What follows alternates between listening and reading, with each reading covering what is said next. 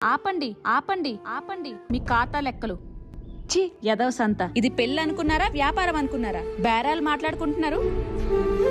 ఇందాక నుంచి చూస్తున్నాను. కట్నం కట్నం అని ఒక్క తిప్పకుండా పలుకుతున్నారు. ఆ కట్నం తెచ్చింది గయ్యాలదైతే వాణ్ణి పీక్కుని తింటే దానికి బాధ్యత మీరు వహిస్తారా? తేకపోయినా మా ఆవిడ నన్ను పీకి తింటుంది కదరా నాన్న. మీరేంటండి గవర్నమెంట్ జాబ్ అనగానే ముందు వెనక చూడకుండా అమ్మ ఇష్టం తెలుసుకోకుండా వచ్చేమంటమేనా? సంపాదించిన దాంతో తాగి తందనాలాడి ఇంటికి వచ్చి దాన్ని తంతే ఆ ఏడుపు మీరు ఆపగలరా? ఉద్యోగం అనేది పెళ్లికి అవసరం మాత్రమే, అర్హత కాదు. ఏం ఉద్యోగం చేస్తున్నాడని శివుడిని పార్వతి పెళ్లి చేసుకుంది. ఏం ఆస్తులు ఇచ్చారని గోపికలకి తోడుగా నిలబడ్డారా కృష్ణుడు? అర్థం చేసుకునే మనసుని, సర్దుకుపోయే గుణాన్ని చూడకుండా జాబులు ఆస్తులు చూసి పెళ్లిళ్ళు చేయబట్టే గుమ్మానికి కట్టిన మామిడాకులు ఎండకు ముందే విడాకులని గోల పెడుతున్నారు. పెళ్లి అనేది ఒక తరానికి పునాది. దాన్ని మనం ఎంత బలంగా ఉంచితే భవిష్యత్ అంత బాగుంటది.